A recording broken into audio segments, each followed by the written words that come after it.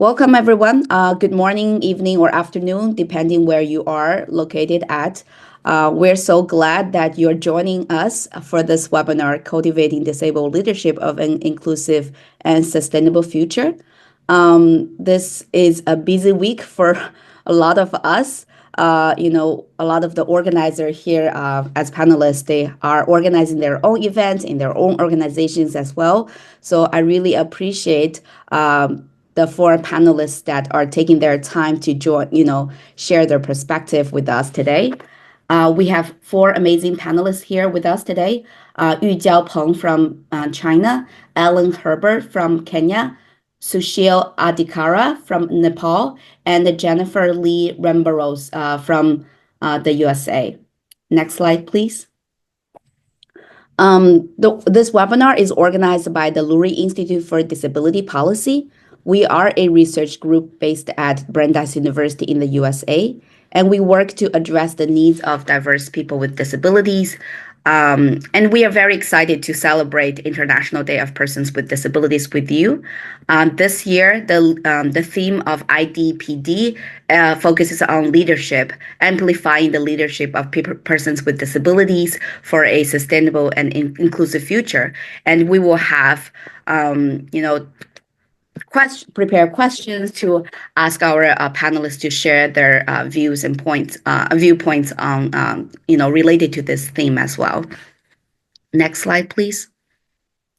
I will be the moderator here today and quickly introduce myself. My name is LuanJiao Aggie Hu.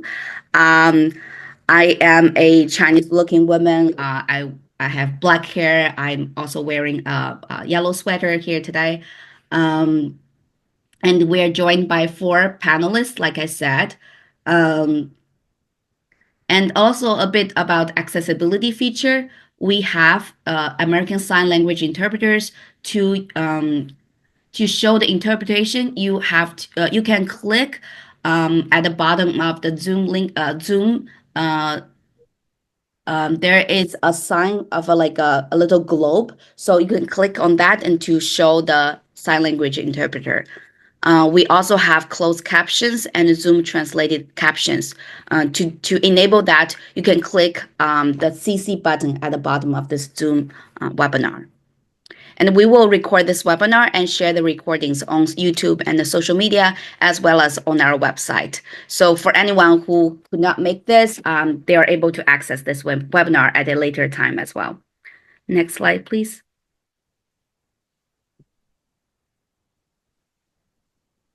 Okay, so we'll try to make time at the end for our attendees to answer some of the questions we collected from our audience, you.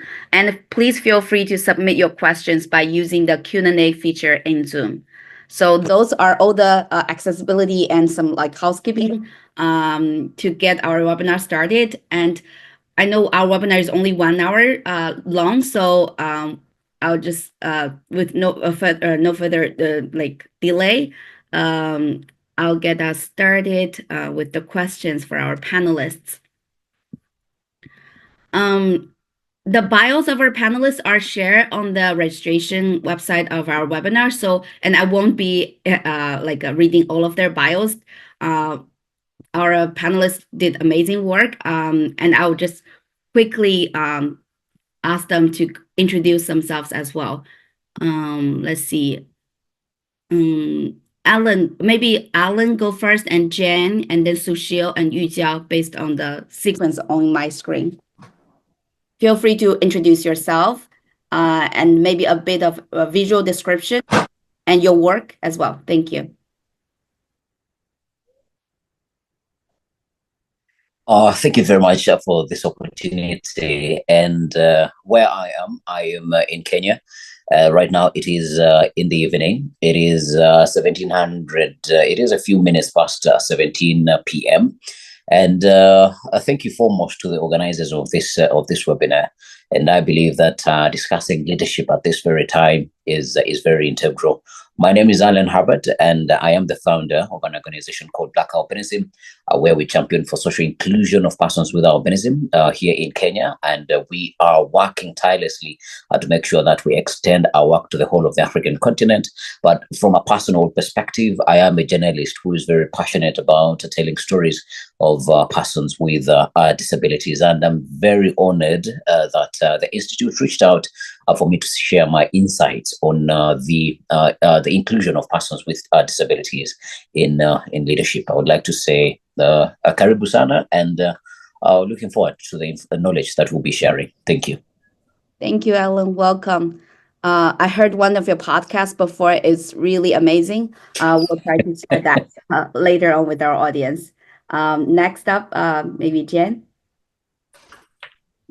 Thank you. Hi. It's such a pleasure to join this important discussion today. A special thank you to Aggie for the invitation to join this distinguished panel. This morning, I'm joining you all from the United States in Massachusetts. My name is Jennifer Lee-Rambharose. I'm a brown-skinned African-American woman wearing a natural-haired puff today. I'm also wearing a green and black top with gold necklaces. And I serve as a research associate too for the Lurie Institute at Brandeis University in Massachusetts. And I'm a Black disabled qualitative researcher exploring community living outcomes amongst persons of color with disabilities. Thank you, Jen. Welcome. I always enjoy having conversations with you about, community organizing, disability justice work. I'll welcome you here. Thank you. Sushil, thank you. Space audio now on. Alt V video now started. Hello, hi, namaste, and a very good evening to you all today. My name is Sushil, just like Japanese food called sushi. So I am an activist for youth and disability rights from the lap of Everest. That means from Nepal. So actually, I have a very short hair, black hair. Then I'm wearing sweater, kind of yellow sweater. It's bit dark over here. Maybe you may or may not be able to see me, but yeah. And I'm 5 feet. Then, I'm quite passionate on building leadership and entrepreneurship among people living with disabilities here in Nepal, transforming my passion into action, ideas into impact, and my imagination into innovation. It's very nice meeting you all today. Thank you, Sushil. I had the privilege of meeting Sushil in person in 2019 in Nepal, and witnessed the groundwork that Sushi has been doing with the communities, the disability communities in Nepal. And I know Sushi also is working at the UNICEF Regional Office for South Asia and Disability Inclusion as a Disability Inclusion and Engagement Officer. So I really look forward to hear your perspective, from your work as in international organization, as well as your own organizational work with the disability community there. Thank you. Welcome. And next, Yuijao. Hi, everyone, and it's really a pleasure. Thanks for the invitation. And my name is Yuijao. You guys can also call me Peony. That's my English name. And my outfit, I'm wearing the purple coat, and I got the black middle long hair, and I'm wearing glasses. And my disability is cerebral palsy. That makes me speak a little bit slowly.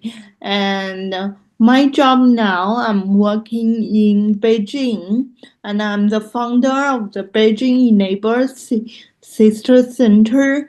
But now we develop a new brand that also serve for the young people and young women with disabilities in Beijing, and we advocate for disability inclusive society and gender equality. Yeah.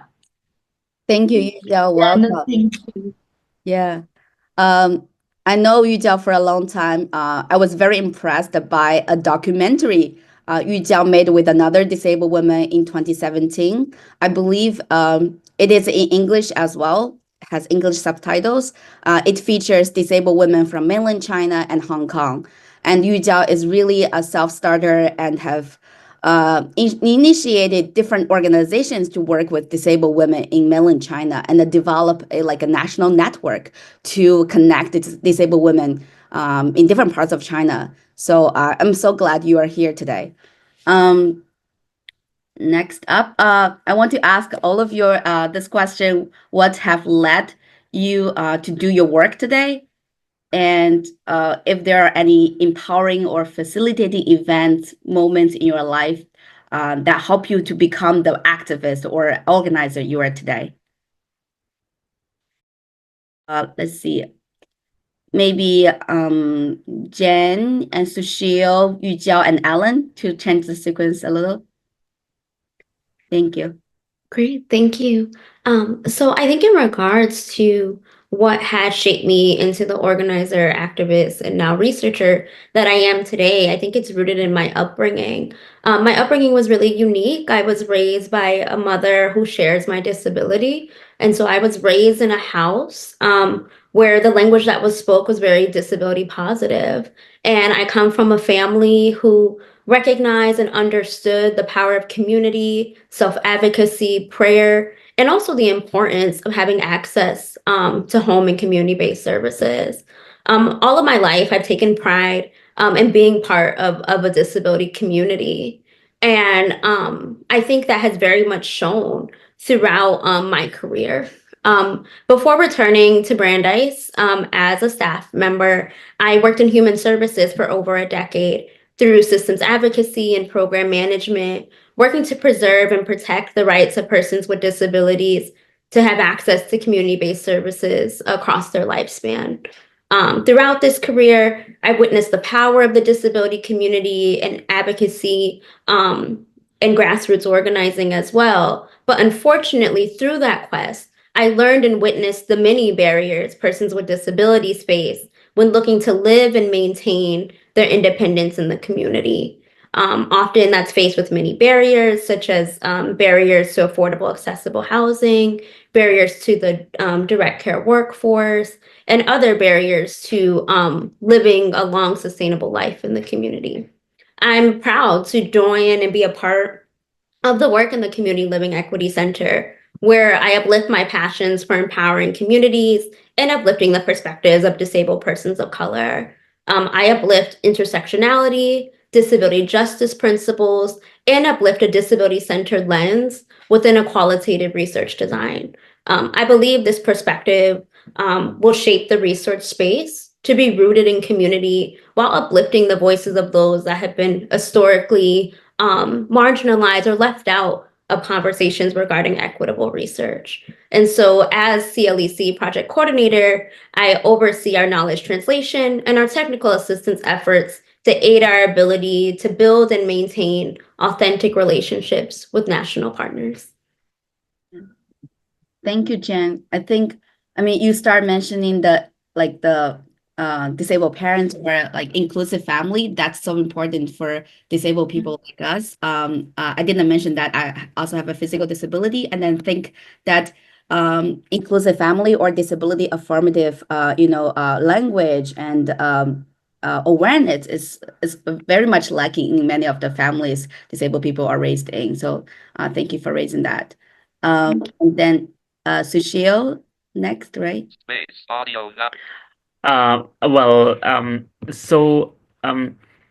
My past struggle and experiences, all those were the foundation of what I'm doing and why I'm doing, to transform the lives of young people living with disabilities. So when I lost my sight at the age of 11, not only I suffered, but my entire family had to suffer, because disability used to be considered something like sin or curse committed in the previous birth. So we had to be kind of socially isolated, and had to be heavily ostracized, and there were so many stigmas related with disability. So because of those attitudinal barriers and discrimination that I and my brother, who is also visually impaired, received from the society, we from our very childhood time, we determined ourselves to act for the fact and to fight for the rights. And we had some sort of passion in our hearts that, once we grow up and once we become something, then we would really do something to educate people about the real meaning of disability.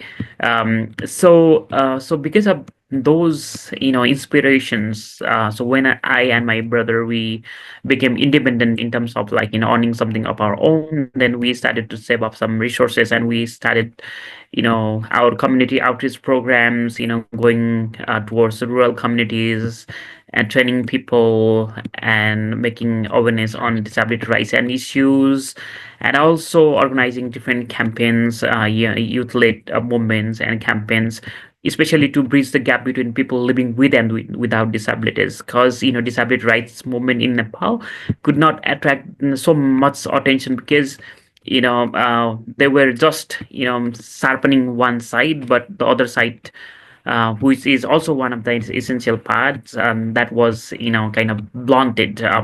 So I and my brother, we co-founded a Bright Star Society, a grassroots organization, working driven by volunteerism.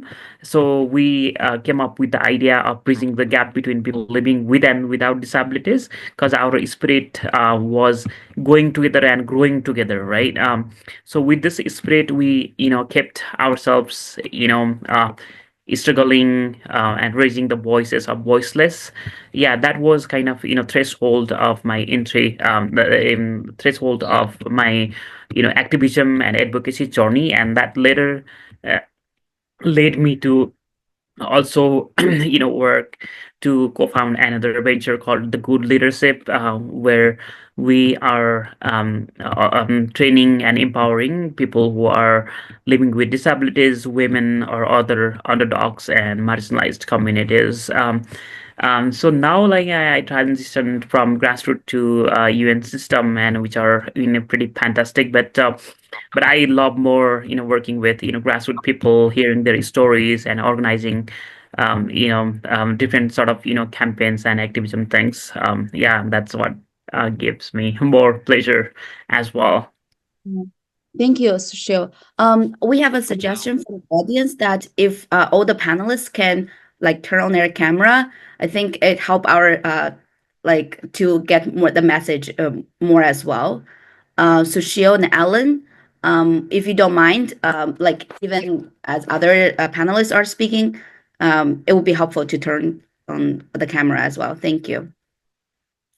Yeah, thank you, Sushil, for sharing that. I think it is so important to work with the disability community.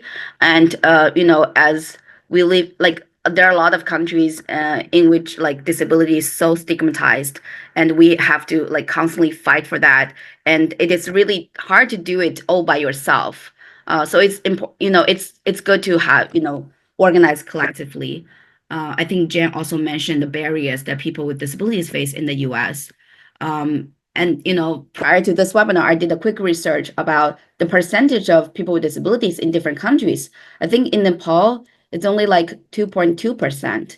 And that's really a significant minority, whereas in the US, different surveys show different data, but overall, it's like over 20%. So, the percentage of people with disabilities and their presence in the society also like, make a difference in our advocacy as well. Next, I think it's Yuijao. Yeah.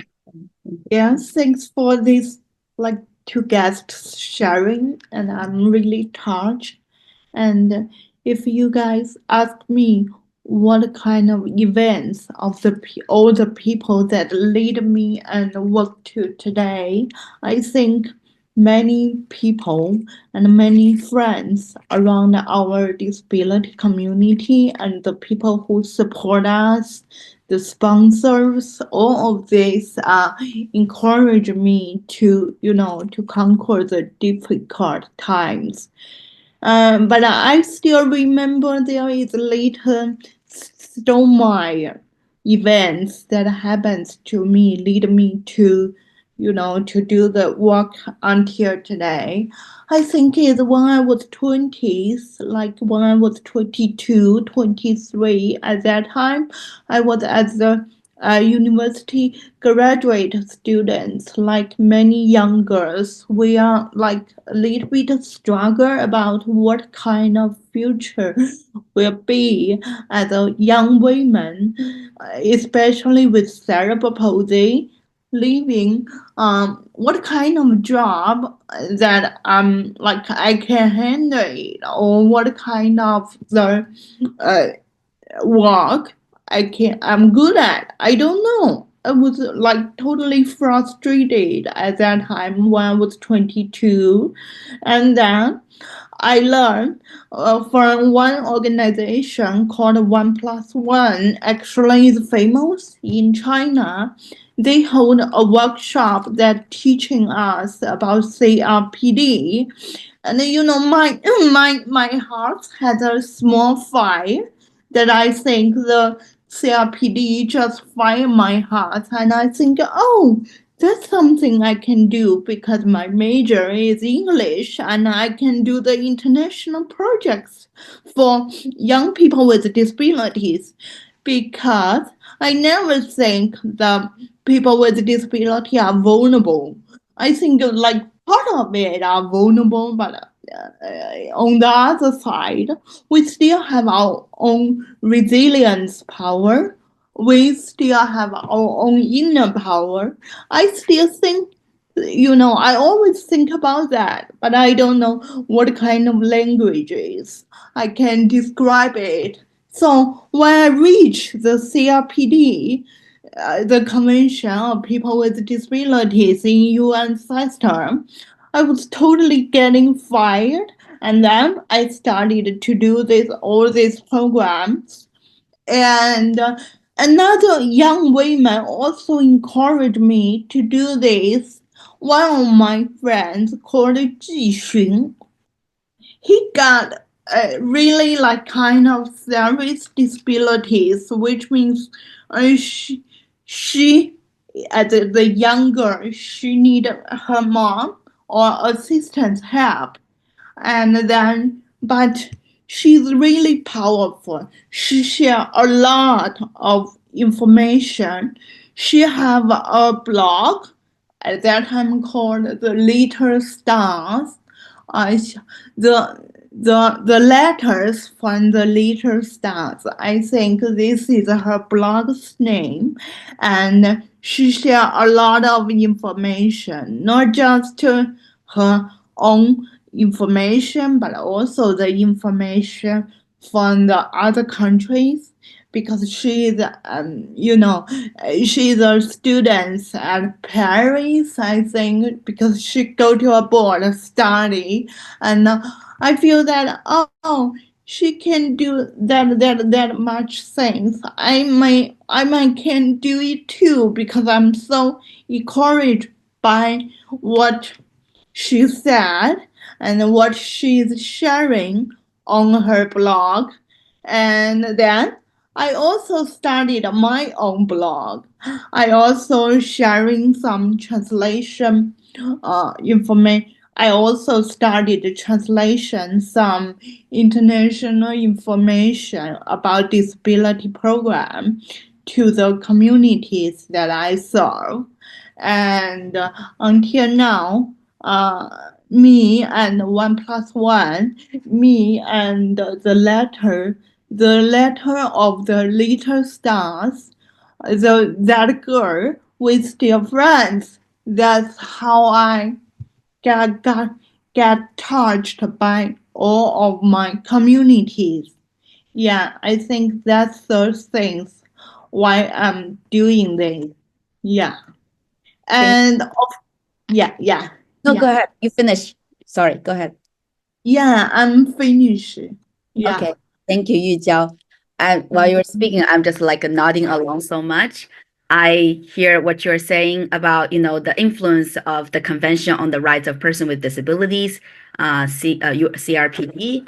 and the role that disabled persons organizations played in your growth as an organizer, as an activist, and as well as the peers writing, disabled persons writing, how they inspire you and encourage you in your work.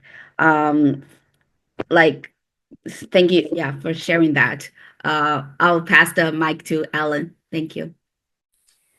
Thank you very much, and it is very encouraging to hear the participants share their stories, and I am drawing a lot of similarities on based on how their journeys began, and I am not going to butcher anybody's name, but I'm going to refer everybody to by their country.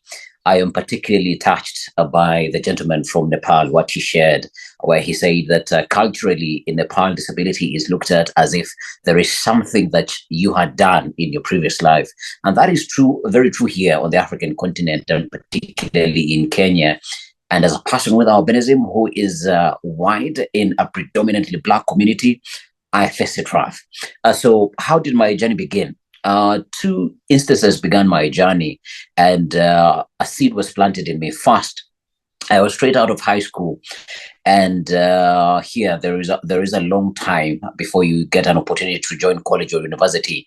And I was doing some small business. I was hawking, sort of selling products on the road, and I was very tired, hungry, and this young girl, like I still have her image in my head.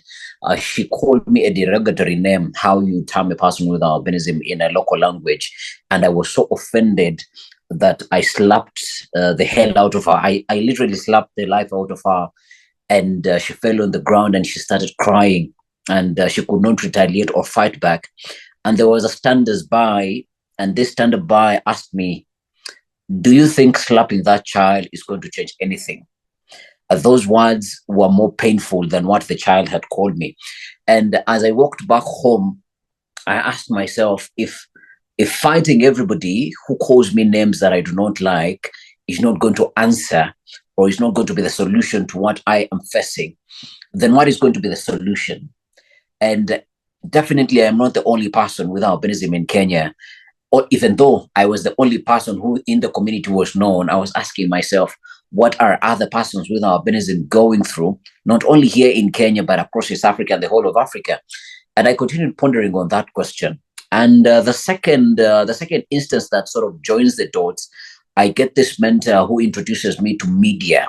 He was a former TV film director in one of the media stations in the country, and he had a movie shop. We have these movie shops that sell movies in Kenya.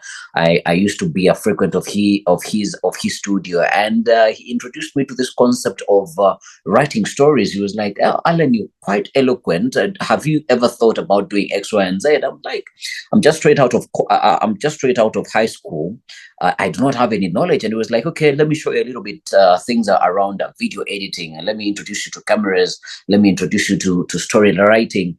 And as he was taking me through this journey, I was also reminiscing on what had happened a couple of months ago, and I joined the dots. I told myself, probably if I am able to put my voice out there to talk about the challenges or to talk about the person I am, then it will be able to educate the community to understand what albinism is really about, and we will be able to demystify the myths that are around albinism and sort of fight the derogatory names that persons with albinism are called. And I felt excited, but of course, it is a profession that you cannot just go into with passion alone. So when I got the opportunity to join college, first thing that I chose, the first choice diploma or degree I had was a degree in journalism and media studies, and that's how the journey began. But I realized the skills alone or the knowledge alone is not going to be enough. Yes, I can tell stories, but how else can I amplify my voices? Because at that point, I'm still the only one that I know with albinism.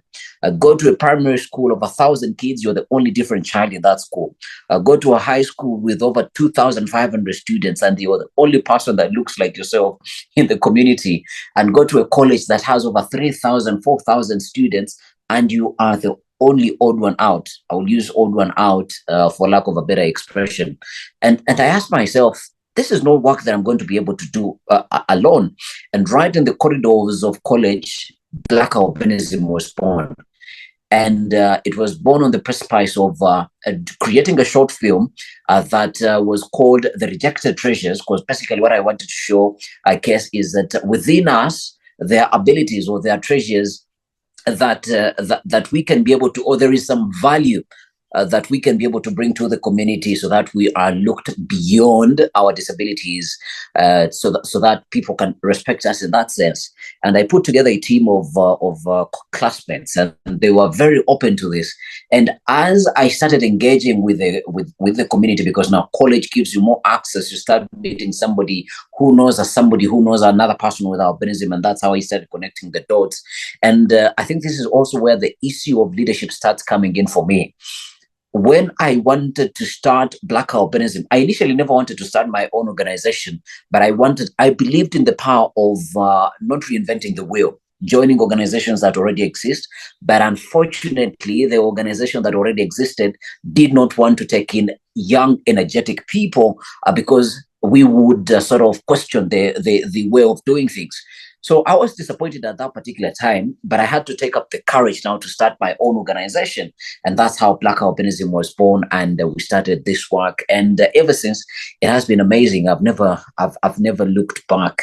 And I've gotten opportunities to meet even some of the guys who have put this webinar together. I would like to give a shout out to Madi. We connected in 2022, and I think this also will come very importantly in some of the other questions that we're going to be discussing about international collaboration and all of that. Yeah. Thank you, Alan.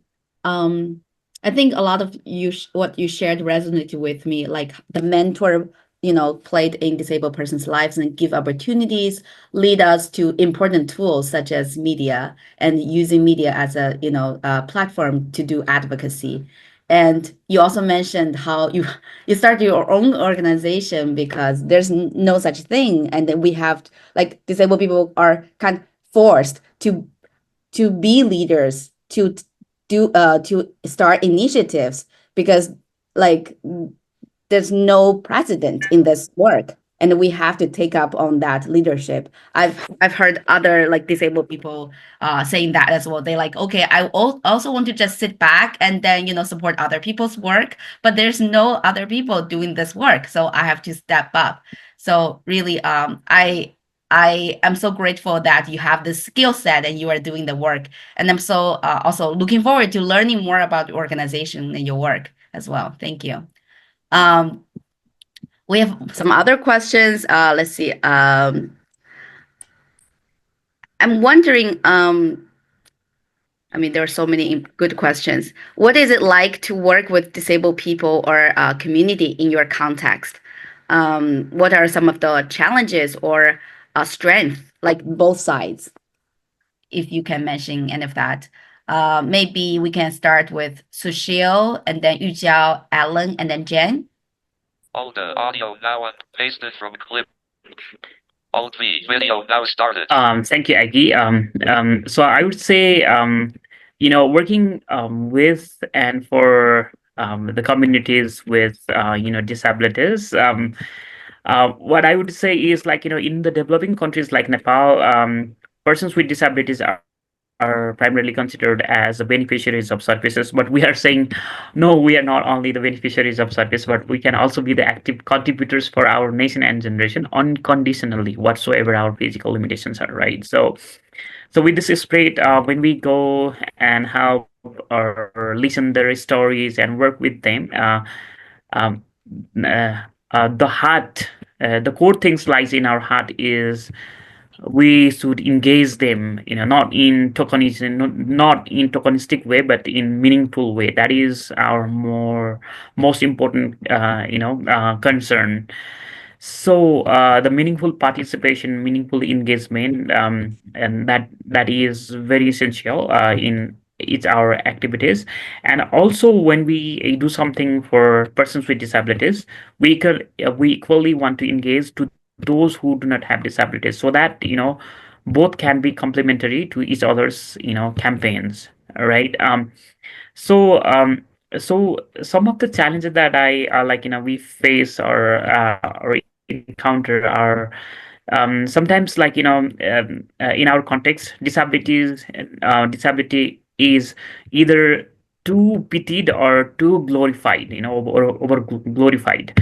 So in between these two extremisms, sometimes it is very hard to balance. Yeah. So in this situation, sometimes we get stuck, which model to use. Still, people are viewing disability from the lens of charity, but the strength is that disability is no barrier, but it itself is a strength, and it is not the part of problem, but it is the part of creative solution, the part of productivity. That's what we are trying to educate to people. So when we carry forward this message to community, more we share, more new ideas generate, and it is fantastic to work in the communities with so many possibilities. Yeah. So we are full of appetite, we are full of eagerness to do more, to engage, especially the young people who could be the ambassadors, to pass the message of hopes and possibilities among people with disabilities. Yeah. Thank you, Sushil. Radio now.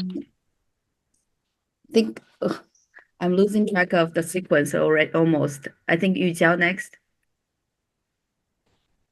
I mean, if you don't have anything to add, feel free to pass it on to the next panelist too. Yeah, go ahead. Yeah. I think to working with my communities and to mention my own job, I think there is we have the disadvantage, but also we have the advantage, and we also have some uh good things happen in our job. And the disadvantage actually is about my own disabilities, because I have cerebral palsy and I lose control about my muscle. So I would sometimes at my young age, I often feel very mad, or feel have a little bit hesitate about own this own situation. It's because I lose the control about my own muscle. But as my growing up, as my age get older and older, I accept all the disadvantages about myself. And I think that's a growing for me. And about my job, the advantage actually is that you can get the power from the community, like the peer sport, as I mentioned, because I think, in the mainstream way, people see the people with disability, they are vulnerable, and because they have, imperfect body, something like that. But many the communities I work with or I met, they have the brilliance, inner power. What I mean is that they face a lot of struggle or the difficulties in their daily life rather than me. Of course, everyone has their own struggle, but I think they are really strong. And what I heard, or what I being company with them to conquer all of these struggles, we feel the power between each other, between the communities. So I think this is the advantage, and we can also spread our stories and the things that we experience to the mainstream people.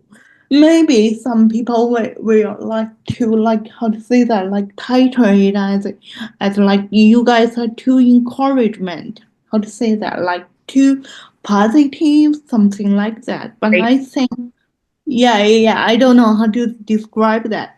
But for my views, because you just being through many difficult time or difficult things with your community, and you would think, okay, these people deserve it, not just like at the title of like very positive or very encouragement, but the title, these people deserve all the praise that from the mainstream society or from the people without disability, something like that. That's my view, actually.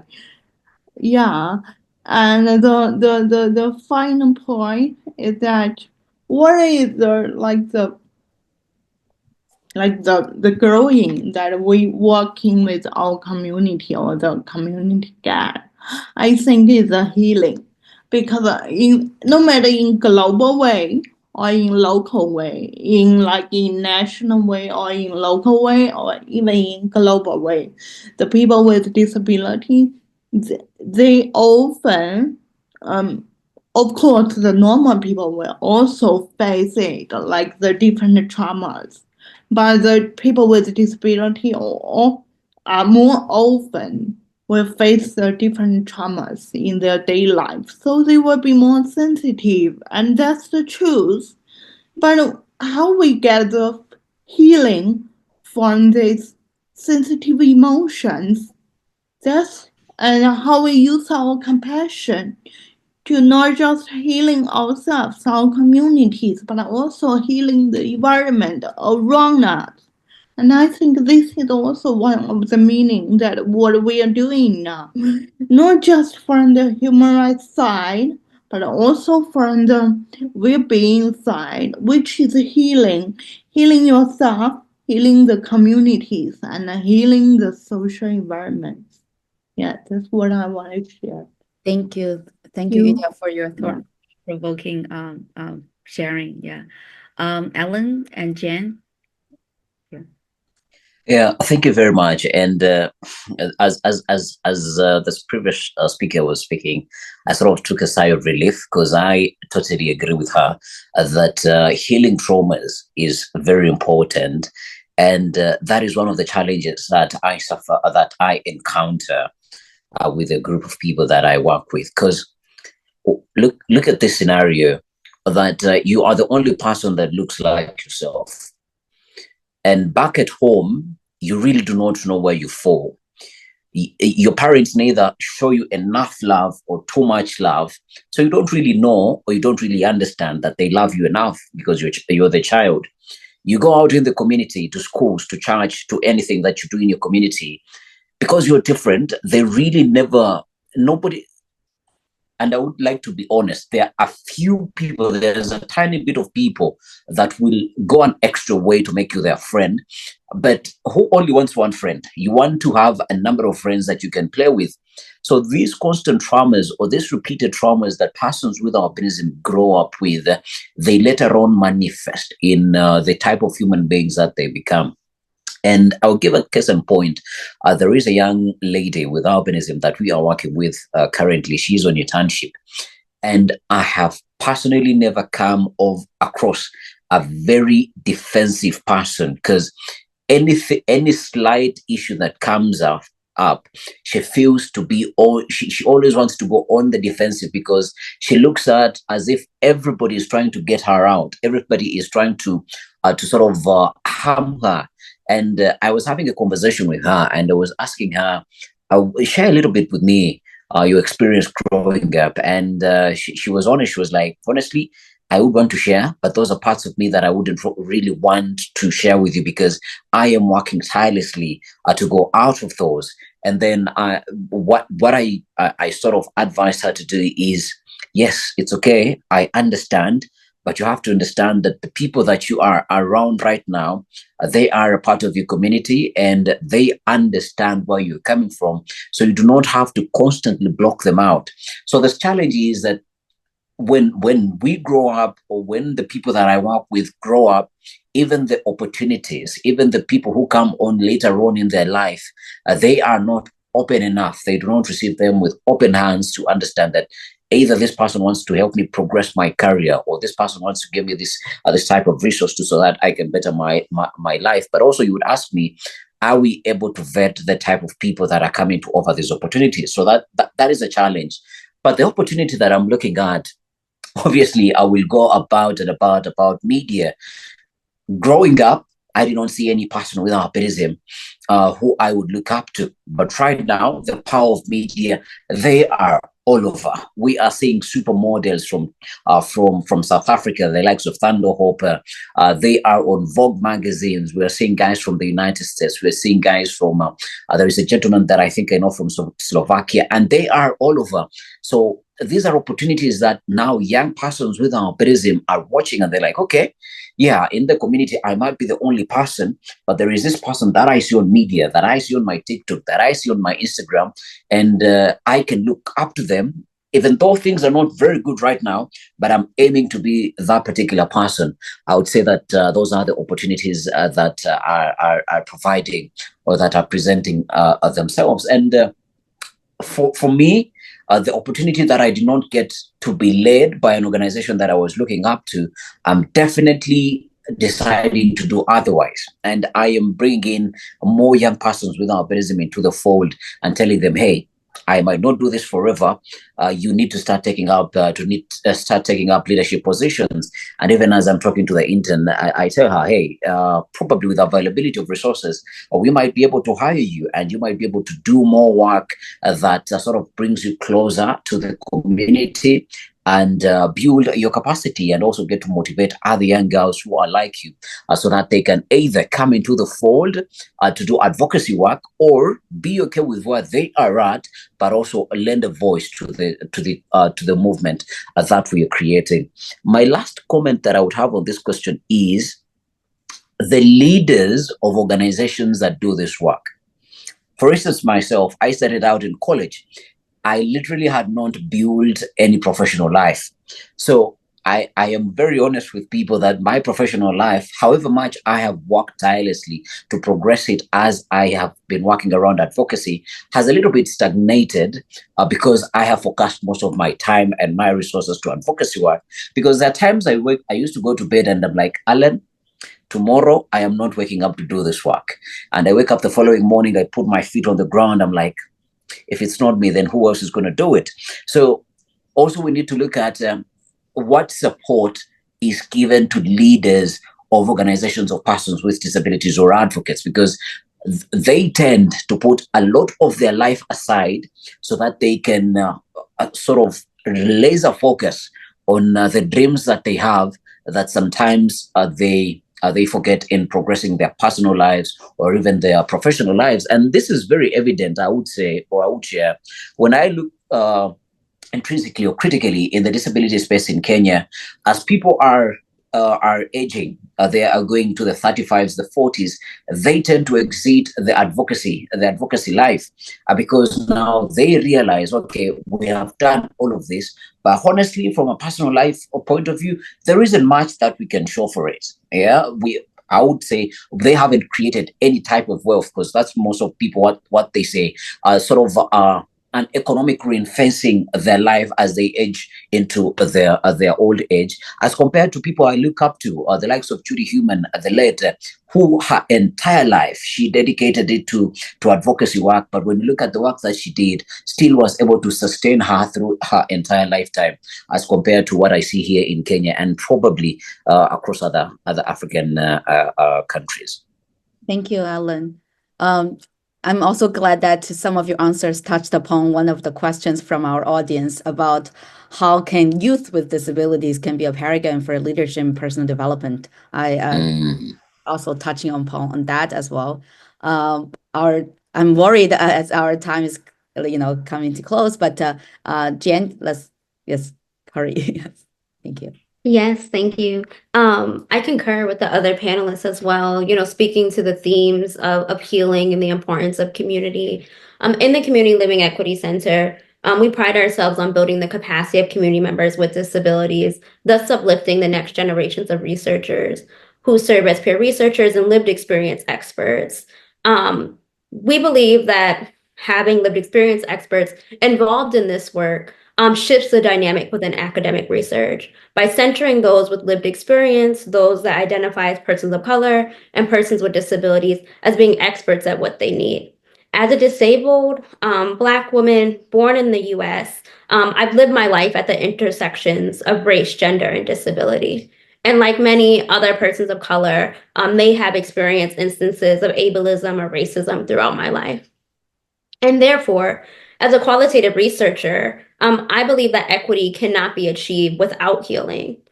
And I also believe that principles such as participatory action research and disability justice principles aids in that healing process of not only of individuals, but also repairing community relationships. I think it's important from the context that I sit to mention the US's history of eugenics, systemic racism, academic bias, and ableism, and the ways in which that has historically shaped inclusion of persons of color and people with disabilities within both societies, systems, and academia. Therefore, I think it's important that persons of color with disabilities are not solely viewed as human subjects of research, but rather experts as being able to lead research studies and lead outcomes rooted and shaped in community voice. I uplift peer researcher training models that allow this shift in this lens to lean towards equity by aligning our aims to view persons with disabilities as experts in what they need.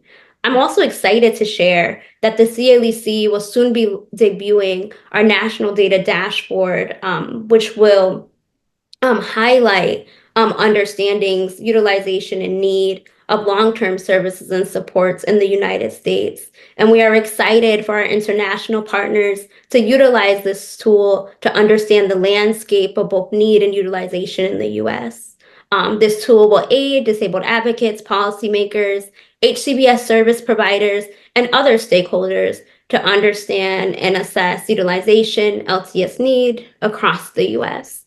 I believe discussions such as this are important so that we can learn from each other, both across the aisle and across the globe, as we all continue to work towards equity and healing for ourselves and for our communities. So I thank you all for allowing me to share my perspectives today.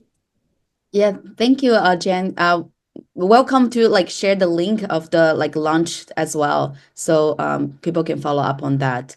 And I think this is a segue to really I want to as time is limited, we really want to hear our panelists about their how international perspective or collaboration influence their work, if there's any. I know some of you touched upon that, but maybe you have more to add. Let's just answer this question real quickly, maybe within 1 minute, if possible. Feel free to volunteer. Yeah, thank you.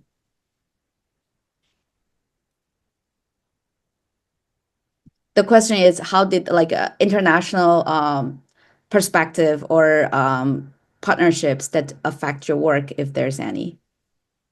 Maybe I can go first. I will say that very short, because in my 20s, I have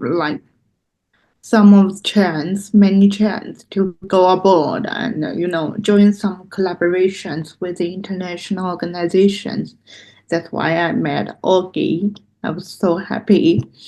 And I think, I visited US before, and I also visited Europe, and I also go to Nepal before, and other South countries and North countries.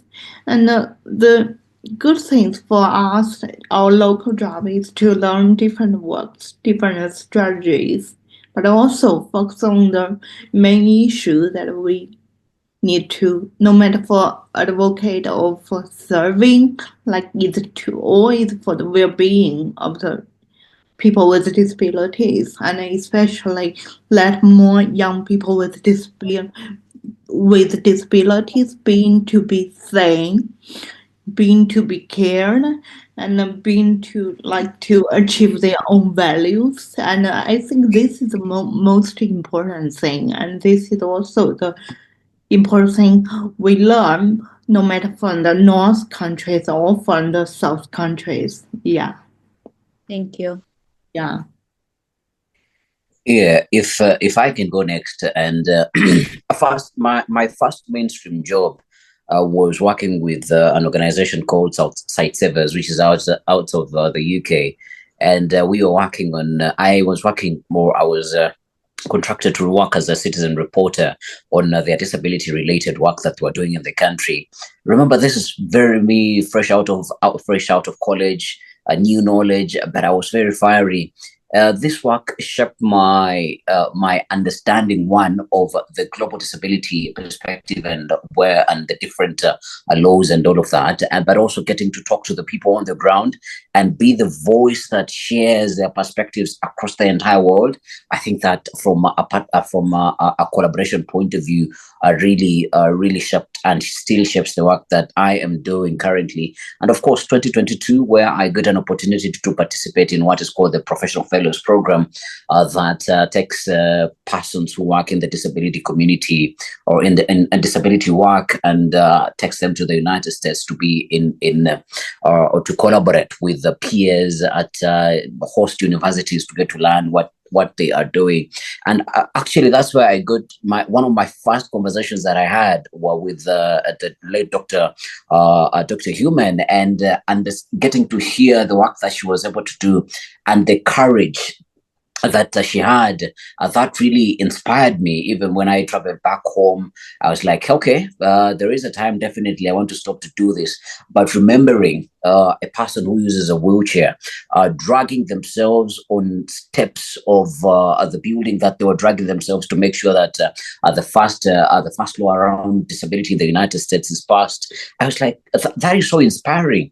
Even though we do not want to look at it from an inspiration point of view, but it is very much encouraging for you to make sure that, hey, probably I'm not doing enough. I just need to be able to push a little bit more further. And of course, I am here in this conversation because of continued partnerships and collaboration.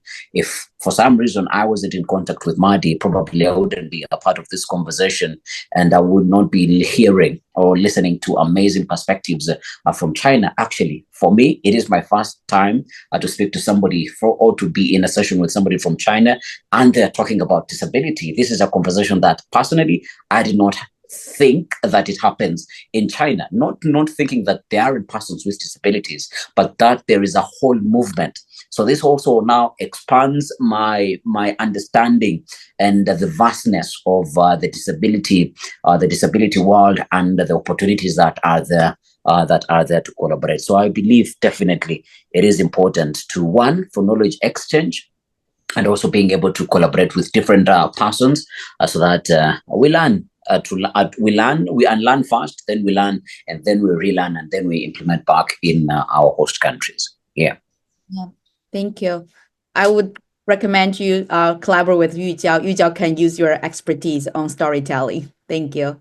Anybody else wants to add? The audio now unmuted.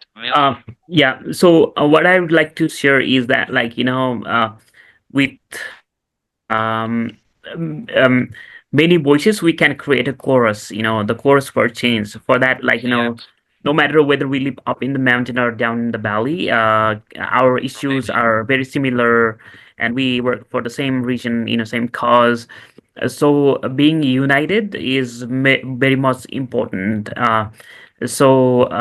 And having, making the balance between resources and appetite, we can move forward, to build the momentum on, so that we can create a breeze, to collaborate. And I'm always ready, to be one of the parts of one of the spheres of collaboration for you all, from the friend from Kenya or China or US. Yeah, I'd really like to have this in a spirit of many voices, one chorus.